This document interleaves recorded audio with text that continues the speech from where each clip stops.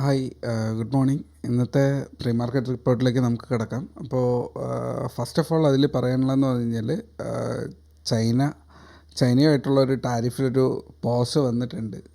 Because China ഒരു upper hand ഉണ്ട്. They are having much rare earth metals. അപ്പോൾ അത് ആ റെയർ എർത്ത് എലമെൻറ്റ്സ് ഷെയർ ചെയ്യാൻ ഉള്ള ഒരു ബുദ്ധിമുട്ട് പറഞ്ഞു കഴിഞ്ഞാൽ അവിടെ ബ്ലോക്ക് ചെയ്യാൻ പറ്റും ചൈനയ്ക്ക്. സോ അതൊരു അഡ്വാൻറ്റേജ് ആണ്. സോ ചൈനയുമായിട്ട് അവർക്ക് നെഗോസിയേഷൻ ചെയ്യാൻ പാടുണ്ട്. റഷ്യയിലും അത് തന്നെയാണ്. യുറേനിയം കിട്ടുന്നത്, അതായത് ന്യൂക്ലിയർ എലമെൻറ്റ്സ് കിട്ടുന്നത് റഷ്യയിൽ നിന്നാണ്. സോ ഇപ്പോൾ എവിടെയെങ്കിലും ഒരു പ്രശ്നം ഉണ്ടാക്കാൻ പറ്റുമെന്നുണ്ടെങ്കിൽ അത് ഇന്ത്യയോട് മാത്രമേ ഉള്ളൂ. സാധാരണ ക്ലോത്തും ലിനനും ബാക്കിയുള്ള സാധനങ്ങളൊക്കെ മേടിക്കുന്നത് മെഡിസിൻസ് മാത്രമേ ഉള്ളൂ. ഇന്ത്യക്കും അപ്പർ ഹാൻഡ് ഉള്ളത് ആ ഒരു മെഡിസിനിൽ മാത്രമാണ്. ഇന്ത്യയും അതുപോലൊരു മെഡിസിൻ്റെ അപ്പർ ഹാൻഡ് യൂസ് ചെയ്യേണ്ടതാണ് എന്നുള്ളതാണ് എൻ്റെ personal opinion. It's completely up to government. അപ്പോൾ ആ ഒരു അപ്പർ ഹാൻഡ് യൂസ് ചെയ്ത് കഴിഞ്ഞാൽ നമുക്കും ഇതുപോലെ എന്തെങ്കിലും ഒരു സംഭവം കിട്ടുമെന്ന് എനിക്കൊരു പ്രതീക്ഷയുണ്ട്. നമ്മളത് ചെയ്യും എന്നാണ് എൻ്റെ ഒരു എക്സ്പെക്റ്റേഷൻ. സോ സാധാരണ ഒരു കോമൺ മാനായിട്ടുള്ള ഞാൻ എങ്ങനെ ചിന്തിക്കുന്നുണ്ടെങ്കിൽ ഡെഫിനറ്റ്ലി നയതന്ത്രത്തിൽ നിൽക്കുന്ന ആൾക്കാർക്ക് ഇതെല്ലാം അവരുടെ അറിവിലുള്ള സാധനമാണ്.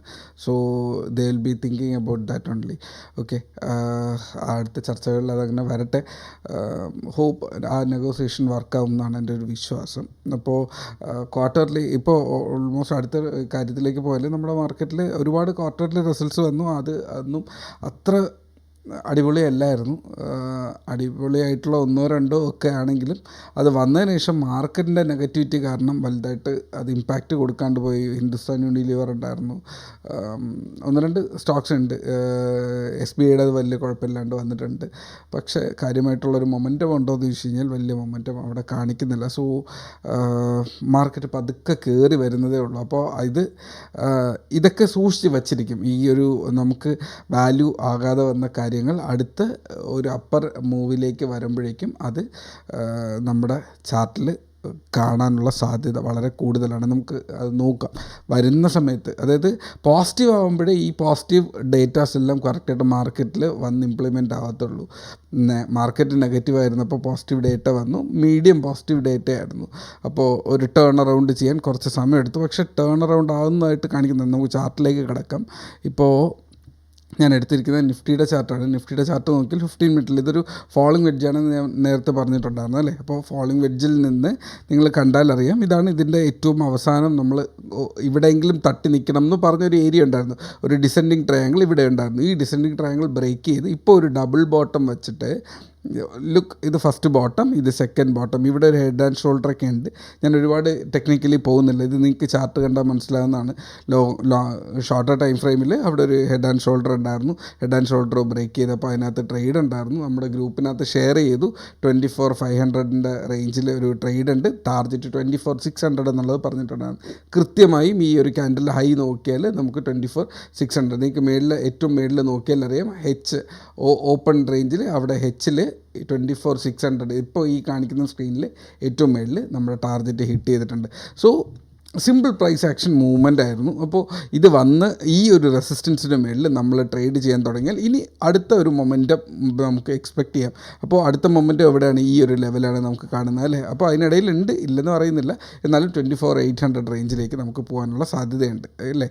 അപ്പോൾ 800, 880 റേഞ്ചിലേക്ക് ഇനി പോയാൽ, അപ്പോൾ ഇപ്പോൾ ഈ ഒരു ലെവല് നമ്മൾ നേരത്തെ പറഞ്ഞ ഒരു ലെവലാണ് അല്ലേ. അപ്പോൾ ഇത് എത്രത്തോളം നന്നായിട്ടാണ് പ്രൈസ് ആക്ഷൻ വർക്ക് ചെയ്യുന്നത് വിഷ്വലിൽ കാണുന്നുണ്ടോ? ഞാൻ അതിനെ ജസ്റ്റ് എക്സ്റ്റെൻഡ് ചെയ്തതേ ഉള്ളൂ.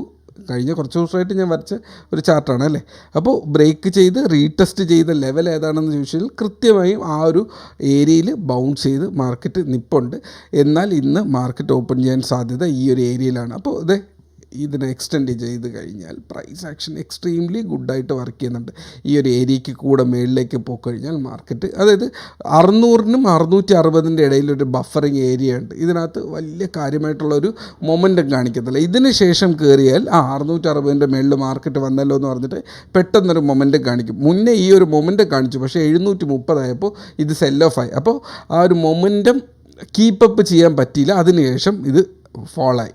അപ്പോൾ ഇവിടെ എത്തുമ്പോഴും ഈ ഒരു 660 മേളിൽ ഈ ഒരു മൊമെൻറ്റം ക്രിയേറ്റ് ചെയ്ത് 720 730 പോകാം. ആ മൊമെൻറ്റം ഇവിടെ ഒരു റെസിസ്റ്റൻസ് കിട്ടാണ്ട് നല്ല ക്യാൻഡിൽ കിട്ടി മേളിലേക്ക് പോയാൽ 800 to 880. ഇതാണ് ഇതിൻ്റെ മേളിലേക്കുള്ള ഒരു ട്രേഡിംഗ് മെത്തേഡ് എന്ന് പറയുന്നത്. ഓക്കെ, അപ്പോൾ താഴേക്ക് നോക്കിയാലോ, താഴേക്ക് ഇപ്പോൾ തൽക്കാലമില്ല. ഇതിന് താഴേക്ക് വന്നു കഴിഞ്ഞാൽ ഒരു 480 താഴേക്ക് വന്നു കഴിഞ്ഞാൽ ചെറിയൊരു നെഗറ്റിവിറ്റി വരാം. പക്ഷേ അവിടെയും ഈ ഒരു ചെറിയൊരു ട്രെൻഡ് ലൈൻ കിടപ്പുണ്ട്. ട്രെൻഡ് ലൈൻ കാര്യമായിട്ട് ബാധിക്കത്തില്ലെങ്കിലും 24 400 440 360 റേഞ്ചിലാണ് ഇതിങ്ങനെ സപ്പോർട്ട് എടുത്തുകൊണ്ടിരിക്കുന്നത്. സോ ഈ ഒരു ഏരിയയിൽ വരുമ്പോൾ ഡെഫിനറ്റ്ലി സപ്പോർട്ട് വരാം. അപ്പോൾ ഈ താഴേക്ക് വന്നു കഴിഞ്ഞാൽ ടാർഗറ്റ്സ് ഈ ഒരു ഏരിയ തന്നെ കീപ്പ് ചെയ്യേണ്ടി വരും എന്നുള്ളതാണ്. അപ്പോൾ നിഫ്റ്റിയുടെ രണ്ട് സൈഡിലത്തെ ഒരു അനാലിസിസും ഞാനിവിടെ പറഞ്ഞു കഴിഞ്ഞു. ഓൾമോസ്റ്റ് 6 മിനിറ്റ് ആയിട്ടുണ്ട്.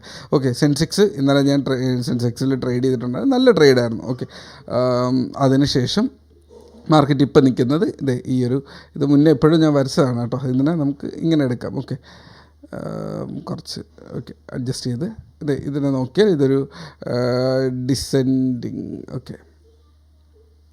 ഡിസെൻഡിങ് ട്രയാങ്കിളുടെ താഴേക്ക് ബ്രേക്ക് ചെയ്ത് പോയി തിരിച്ച് വീണ്ടും റിക്കവർ ചെയ്ത് വരുന്നുണ്ട്. Same as Nifty. നമുക്ക് ടാർജറ്റ്സ് താഴേക്ക് ഈ ഒരു ഏരിയ 80,000 അതിന് താഴേക്കുള്ള ടാർജറ്റ്സ് മേളിലേക്ക് വന്നു കഴിഞ്ഞാൽ ഇപ്പോൾ 800 മേളിൽ കയറി കഴിഞ്ഞാൽ വീണ്ടും അത് 81,600 to 81,800 റേഞ്ചിലേക്ക് പോകാനുള്ള സാധ്യത അവിടെ കാണിക്കുന്നുണ്ട്.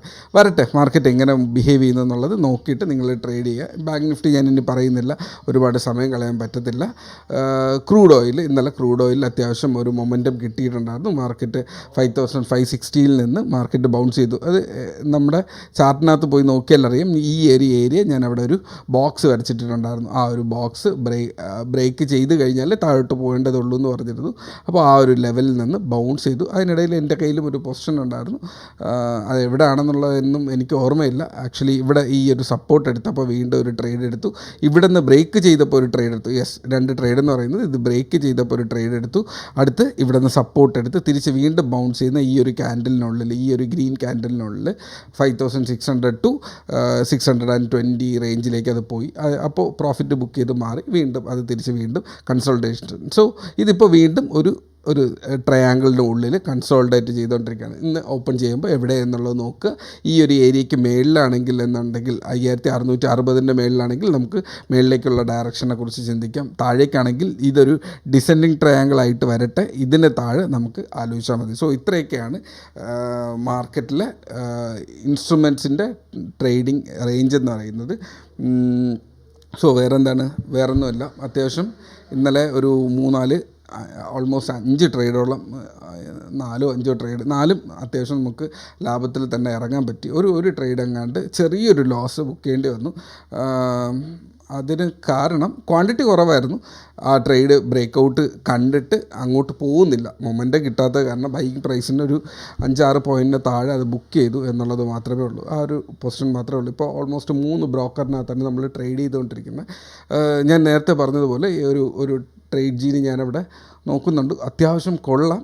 ഞാൻ ഇന്ന് അതിൽ നിന്ന് ആ അക്കൗണ്ടിനകത്ത് നിന്ന് ഓൾമോസ്റ്റ് ക്യാപിറ്റൽ വിഡ്രോ എന്ന് പറയുന്നത് ഇന്നലെ വിഡ്രോ ചെയ്തു. 40% ROC എന്ന് പറയുന്നത് ഇട്ടിരുന്ന ക്യാപിറ്റൽ, നിങ്ങൾക്കറിയാം ചെറിയൊരു 2-3 ലോട്ട് ട്രേഡ് ചെയ്യാൻ പറ്റുന്ന ക്യാപിറ്റൽ അതിനകത്ത് ഇട്ടിരുന്നു. ഓൾമോസ്റ്റ് 40% പ്രോഫിറ്റ് ഇന്നലെ കണ്ടു. അപ്പോൾ പിന്നെ മതി, ആ ഒരു പ്രോഫിറ്റ് ആവശ്യമുണ്ട്. അപ്പോൾ വെളിയിലേക്ക് ആ ക്യാഷ് ഡെയിലി എക്സ്പെൻസസിന് വേണ്ടിയിട്ട് അത് വിഡ്രോ ചെയ്ത് ഇട്ടിട്ടുണ്ട്. ഓക്കെ, അപ്പോൾ അത് ഇനിയും കൊള്ളാം. അതിൽ കുറച്ച് ഒരു വെറൈറ്റി ഒരു സാധനം അതിനകത്ത് കിടപ്പുണ്ട്. ഞാനത് ഡെഡിക്കേറ്റഡ് വീഡിയോ ആയിട്ട് തന്നെ ഇടാം. നിങ്ങൾക്ക് സ്വിംഗ് ട്രേഡിങ്ങിന് വേറൊരാളോട് ചോദിക്കേണ്ട ആവശ്യമില്ലാത്തൊരു ടൂൾ അതിനകത്ത് കിടപ്പുണ്ട്. ആ ടൂൾ ഞാൻ ഒന്നുകൂടെ പോയി നോക്കട്ടെ. അടുത്ത ഈ വീക്കെൻഡ് ആകുമ്പോഴേക്കും ഞാൻ അതിനെക്കുറിച്ചിട്ടുള്ള വീഡിയോ, ഒരു ഡെഡിക്കേറ്റഡ് വീഡിയോ പോസ്റ്റ് ചെയ്യാം. ഓക്കെ, ഒരുപാട് നീട്ടുന്നില്ല, 9 മിനിറ്റിന് മേളിലായിട്ടുണ്ട്. സോ ഇത്രയേ ഉള്ളൂ. അപ്പോൾ ഇനി അടുത്ത് 2,000 മേളിൽ HDFC ബാങ്ക് 2,000 മേളിൽ 1,396 മേളിൽ റിലയൻസിനെ നിങ്ങൾക്ക് നോക്കാമെന്നുള്ളതാണ് ഇമ്പോർട്ടൻറ്റ്. ഇൻട്രാഡേ ട്രേഡേഴ്സിന് നോക്കാൻ പറ്റുന്ന റേഞ്ചിലേക്ക് വരുന്നുണ്ട്. SBI 820 മേളിൽ കുറേ ദിവസമായിട്ട് പറഞ്ഞുകൊണ്ടിരുന്നതാണ്. SBI അത്യാവശ്യം ആ ഒരു റേഞ്ചിലേക്ക് വന്നിട്ടുണ്ട്. സ്വിംഗ് ട്രേഡിങ്ങിന് നോക്കാൻ ഈ ഒരു 3 സ്റ്റോക്സ് നിങ്ങൾക്ക് വേണമെങ്കിൽ നോക്കി വയ്ക്കുക എന്നുള്ളതാണ്. അപ്പോൾ അത്രയേ ഉള്ളൂ. സ്വിംഗ് ട്രേഡിങ്ങിനെ കുറിച്ച് ഡെഡിക്കേറ്റഡ് ആയിട്ട് ഒരു സെറ്റ് ഓഫ് വാച്ച് ലിസ്റ്റ് ഞാൻ ഉടനെ തന്നെ പോസ്റ്റ് ചെയ്യാം. ഇന്ന് ഇല്ലെങ്കിൽ നാളെ രാവിലെ ഞാൻ പോസ്റ്റ് ചെയ്യാം. മാർക്കറ്റ് ഇന്നും പോസിറ്റീവിലാണ്. 24,600 മേളിൽ നമ്മൾ ക്ലോസ് ചെയ്യുന്നുണ്ടെങ്കിൽ 24,800 മേളിലെത്തുമ്പോൾ നിങ്ങൾക്ക് ആ പൊസിഷൻ എടുക്കാം. അപ്പോൾ അത്രയേ ഉള്ളൂ. Trade safe, take care.